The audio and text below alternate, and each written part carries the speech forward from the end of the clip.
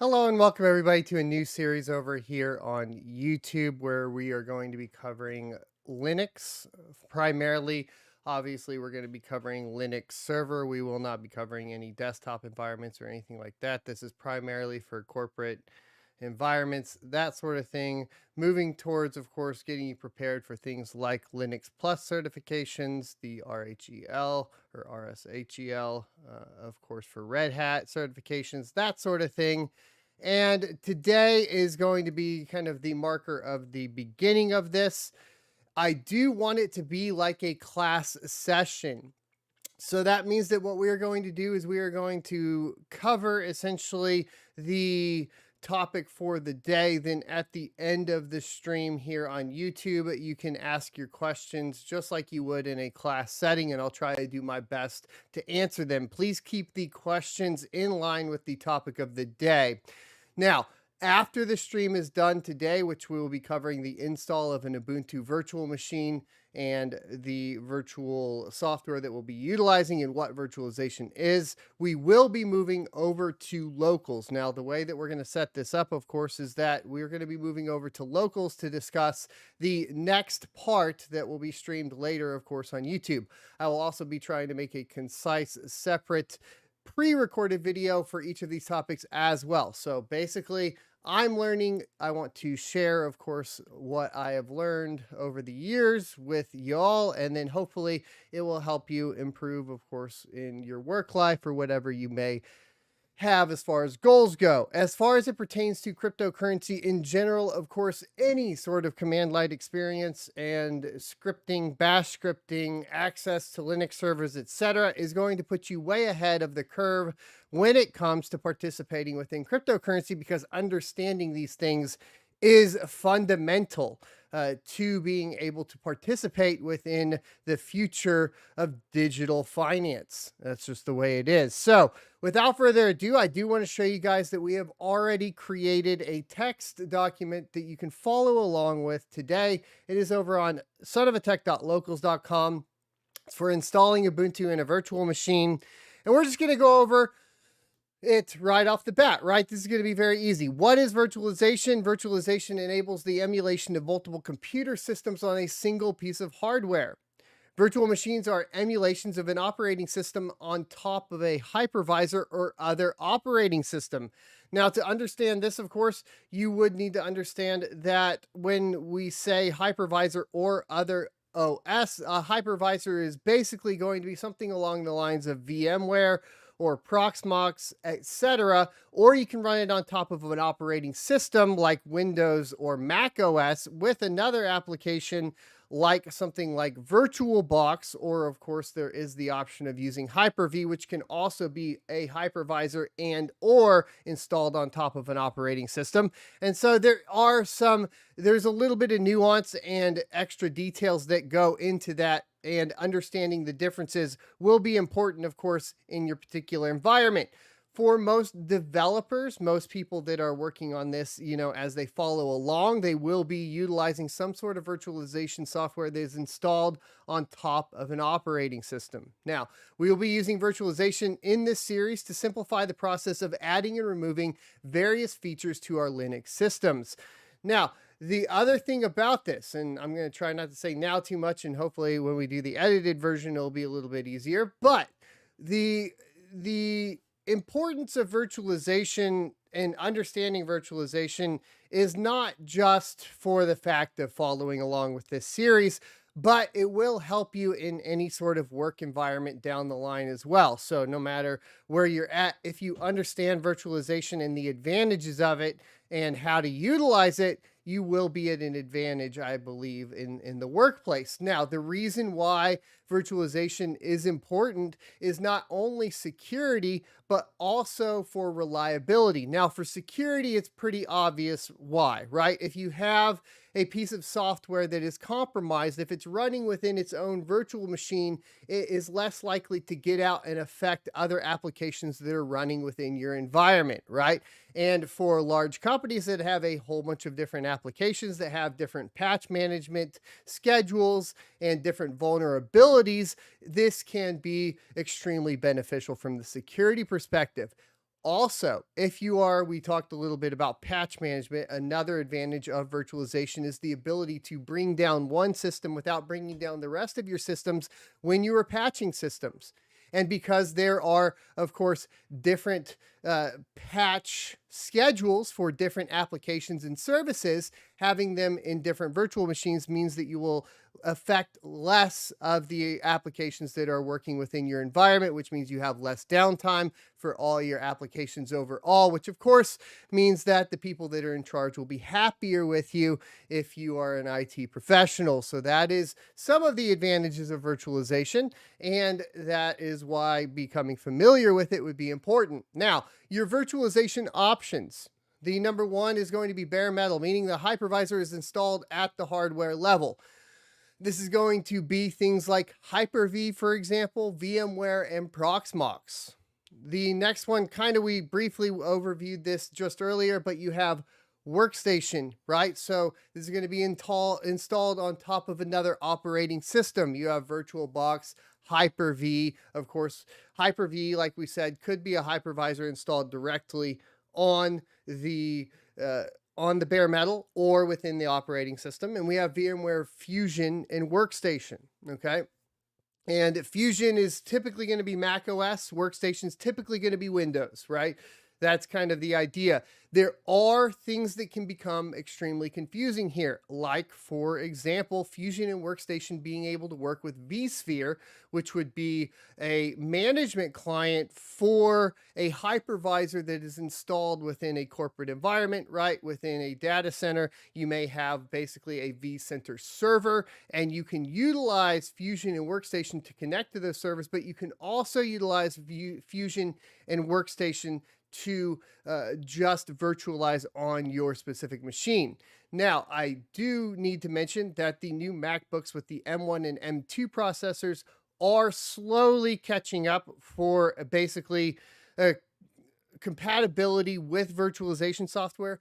Fusion is available on there right now. VirtualBox is in the beta. And as far as the rest, there is Parallels as well available, but it does cost quite a bit of money. The VMware Fusion for personal use, if you sign up for that, is free. So that seems to be the best on the M1 and M2 Macs in case you are running on that. And that is because the M1 and M2 processors are going to be ARM. That does mean that when you are downloading to follow along with this tutorial, your Ubuntu server image, that you need to download the ISO for ARM64 CPUs if you're going to be doing virtualization on a MacBook at this time.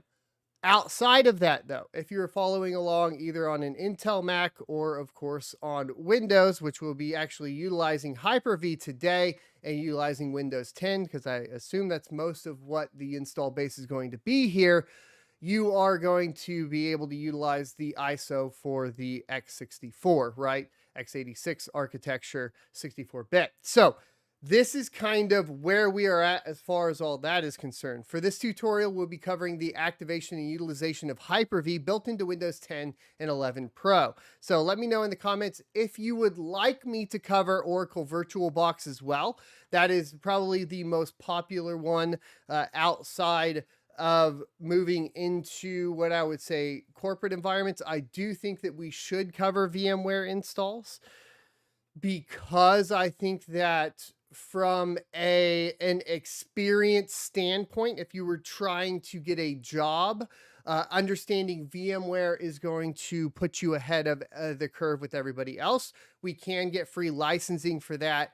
The only place where we really get stuck is when we start moving into vCenter, etc. So two things that I want to cover later on down the line, of course, is going to be Oracle VirtualBox as well as VMware.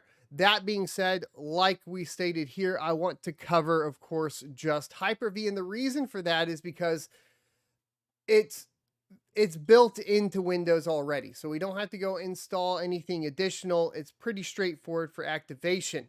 Now, no matter what virtualization software you decide to choose, or if you choose to install it bare metal, let's say you are running something like a Threadripper and you want an old Gen 1 Threadripper that you want to convert to just a virtual host, then maybe you are going to install bare metal. That's up to you. You can look up individual guides for that.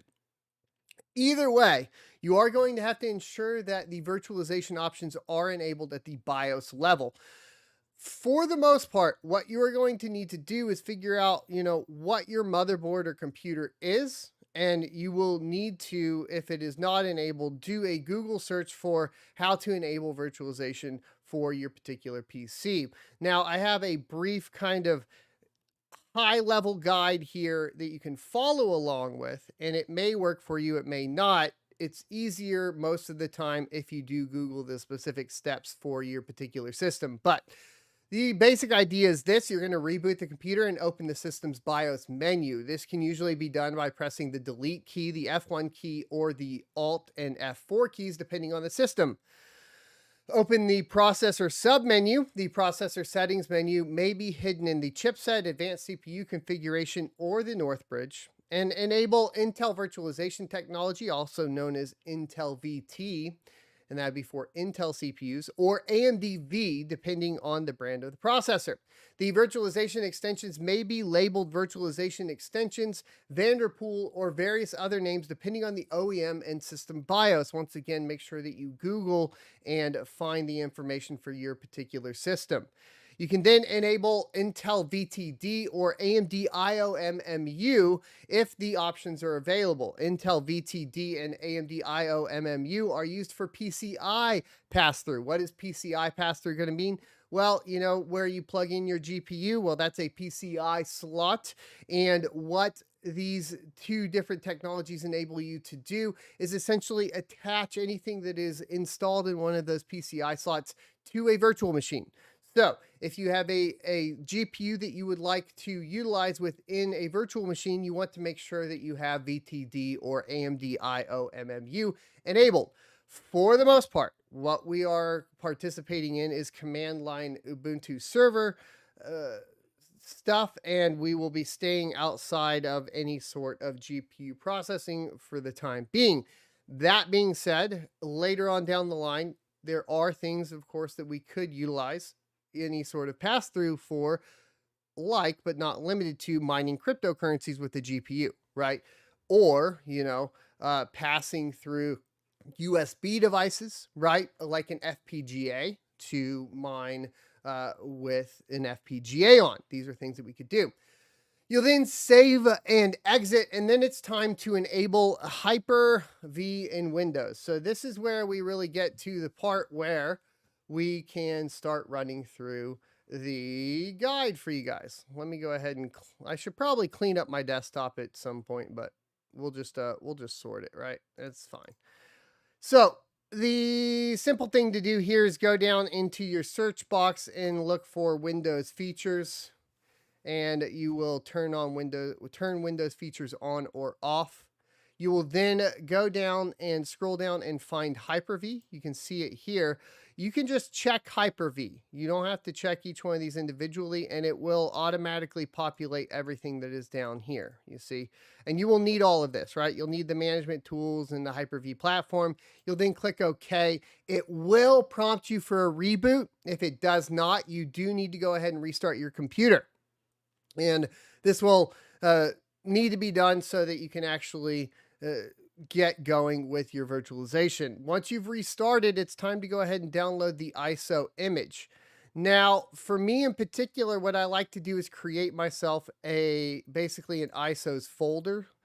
You can create an ISOs folder anywhere you want. I have the ISOs folder on my secondary drive here, right? And I just have an Ubuntu 22.04 ISO here. So I would put all of the ISOs that I want to install different operating systems with in this folder for management. And then at that point, I will be able to install it into a virtual machine as well. And we'll show you that attachment here in just a second. So down in the description below, you'll find a link for the ubuntu.com/download/server. Today, we're going to be utilizing Ubuntu Server 22.04. Now, a quick note about this one in particular: this version of Ubuntu does not seem to work with ARM devices, meaning MacBook M1s and M2s, even with the compatible virtualization software. So even with the beta of VirtualBox and with VMware Fusion, for whatever reason, the ARM version of Ubuntu Server 22.04 is not compatible with those devices. So if you are going to follow along on one of those devices, I would advise that you knock down to Ubuntu Server 20.04, which I have tested and validated working and functioning on the M1 MacBook Pro. And so you'll be good as far as that goes. And we can cover MacBook options as well separately if you would like to. You just let me know in the comment section below. We'll add it to our list of things to get to along our long list of other things to get to. So once you have downloaded that, you can just click download and find it'll pop up here. I'm going to cancel it out, but we'll go through the process. It'll say download. Like I said, create a separate ISOs folder and go ahead and click save, and then you're good to go. So at this point, we're going to go ahead and get into Hyper-V Manager and install our system. So our virtual machine. So we're going to search for Hyper-V Manager just in the Cortana search and get it up and running. So you can see here we have Hyper-V Manager up and running, and we have our desktop listed here. And then we have essentially our tutorial 01 here, but we're going to create a second one for you guys. Okay. So this is pretty simple. All you got to do is, you can see this is going to be our host. Under Hyper-V Manager, we could always connect to a different server. So let's say we did have a bare metal hypervisor install of Hyper-V, right? Hypervisor, kind of funny, but this is Microsoft technology. So they like to confuse you by calling it whatever it is, right? So like SQL, but you're like, well, SQL could be, anyways, me giving Microsoft a hard time. Right click, you can say connect to server, and you can connect to a remote Hyper-V host at that point. So all we want to do though is we already have all of the tools and stuff installed on our local host. So we're going to go ahead and right click it, and we're going to go ahead and say new and then virtual machine. Once we do that, we will get our new virtual machine wizard. And before you begin, there's some information here. I typically say do not show this page again. Just after a while, you don't want it spinning up every single time. You can name your virtual machine. So for this one, we're just going to go Ubu tutorial 02, Ubu Tuto 2. And then we can decide to store our virtual machine in a different location, right? So if your C drive's getting filled up and you have a secondary location, you can go ahead and do that. I thought I had created one. Yeah, Hyper-V VM's right here. So I'm going to select that on the D drive. And then we're going to go ahead and click next. And you got generation 1 and generation 2. So at this point, generation 1, this virtual machine supports 32 and 64-bit guest operating systems and provides virtual hardware, which has been available in all previous versions of Hyper-V. And then generation 2 is going to be UEFI-based firmware and requires support 64-bit guest operating systems. The only real problem I've run into with generation 2 right now is, well, obviously 32-bit operating systems aren't going to work. UEFI-based operating systems aren't going to work. Pretty much legacy stuff like that. But the biggest one really recently that it runs into issues with is going to be Pixie Boot, which we may cover in the future, but right now, don't worry about it. Just leave it on the default of generation 1.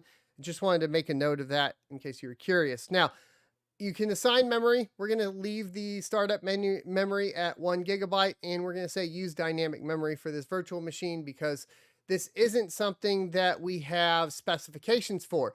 If you are in the position where later on down the line, you are given a specific application that you need to run on that virtual machine or a specific task that it's going to do, like let's say you're building a node, there should be system requirements that are basically provided to you by the developer of said application, software, and so on. And you would want to build your virtual machine to basically accommodate for whatever specifications are provided to you by the application in particular. Most of these can be found on their specific GitHubs and so on. So if you're going to go build a node for Ergo, you would want to go to their README and figure out what the minimum system specs are for Ergo before you build your virtual machine. Next, we're going to click next, and we have configure network, and we're just going to go ahead and do the default switch.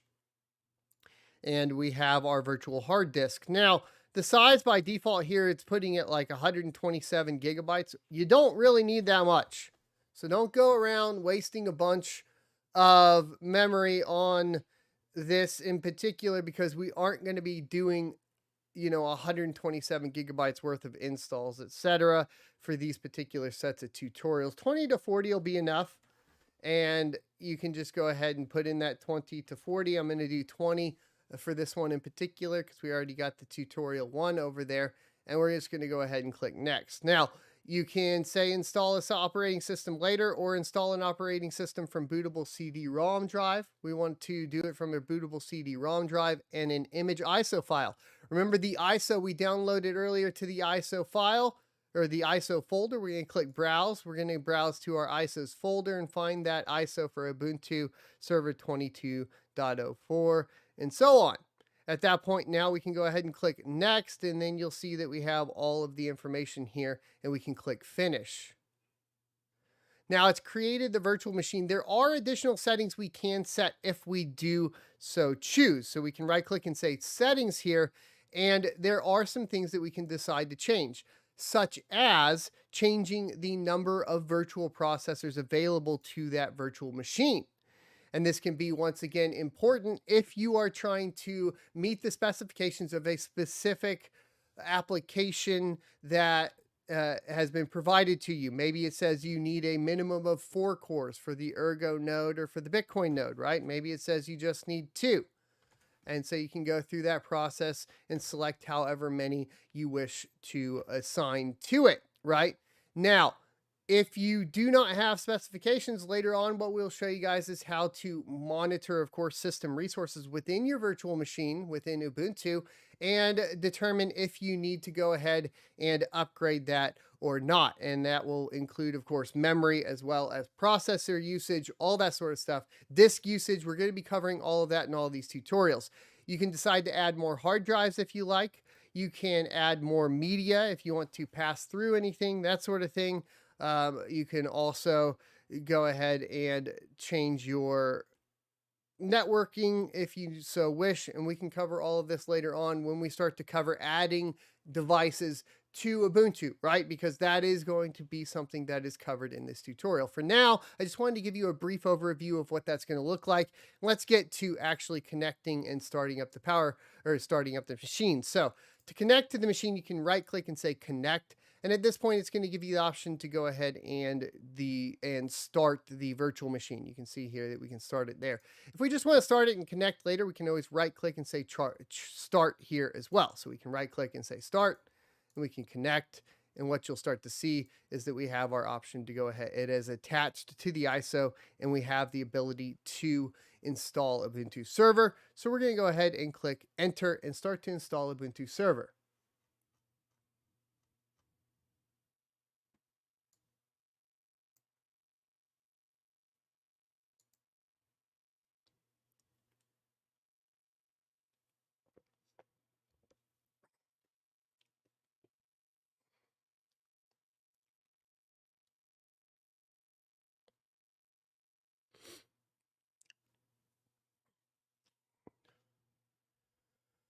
Okay, so at this point now, we can select our language. You can do English UK if you're a DGen or just English.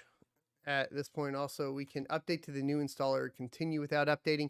For brevity, I'm going to continue without updating in this particular case because we're going to be covering that later on down the lines too.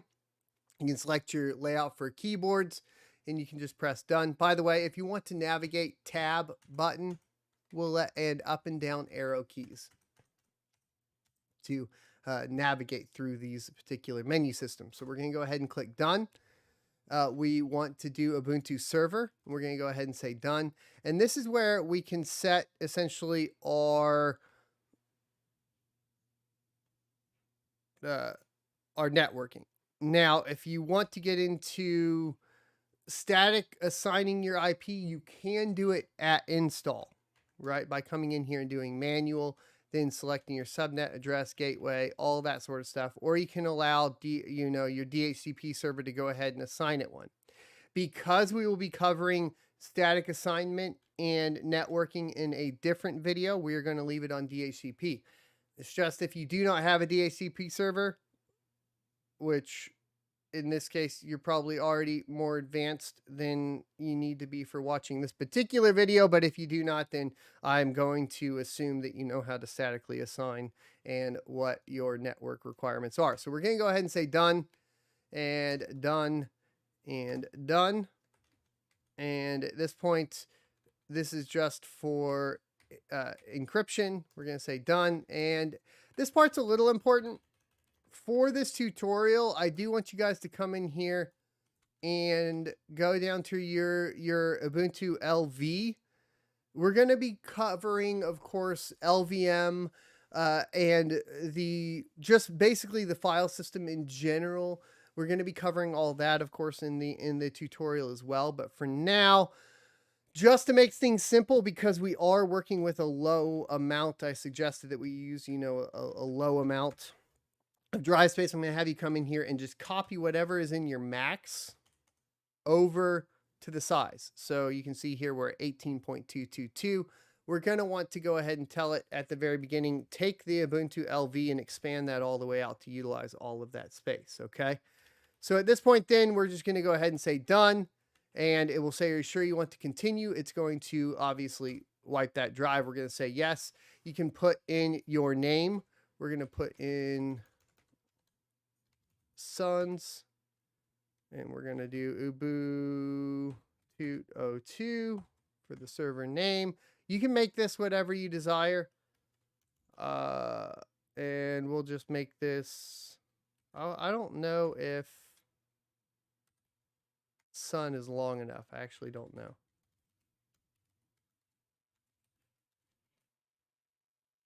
Let me see if I can type this in right.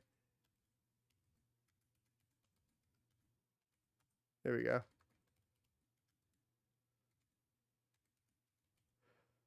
Boom. And on the next, after you've filled out all of that, make sure you remember the password you utilize and all of that.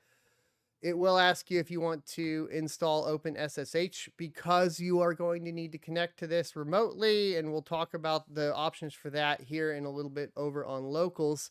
You're just going to want to press space, and that will mark this for installing OpenSSH server. You can import an SSH identity, but we will be covering this in a separate video, as well as covering, I believe, the next question. No, it's not in here. So there is an option for basically installing RSA keys. SSH keys are going to be very important, especially as it pertains to cryptocurrency, for securing your VMs if they have wallets on them. So we will be covering that, of course, later on in these tutorials too. Now, there are a ton of different options to pre-install here for you too. The most important one, really, as it pertains to cryptocurrency that gets used a majority of the time that you would want to have installed, is going to be Docker.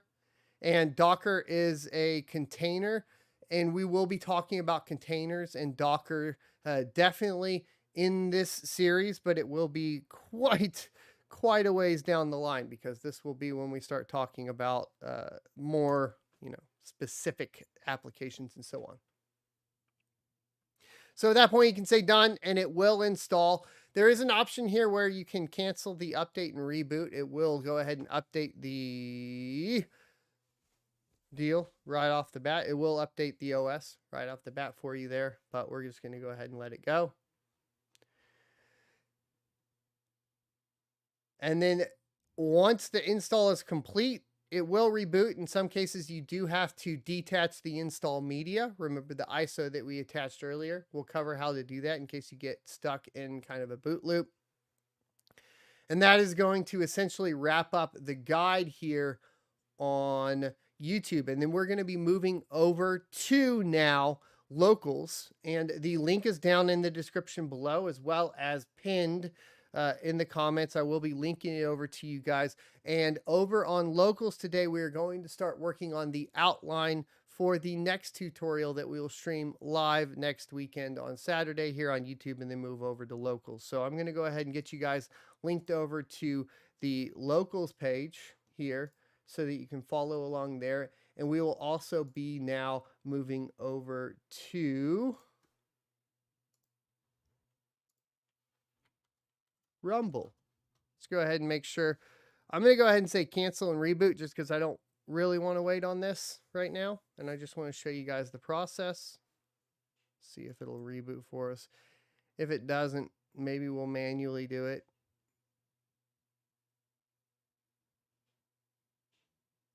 And of course, it's going to take a long time when we decide to force it along.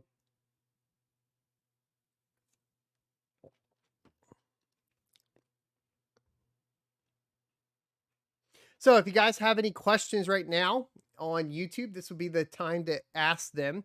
Do you have any questions involving, of course, virtualization, or any questions revolving around Ubuntu, the install process, or anything along those lines?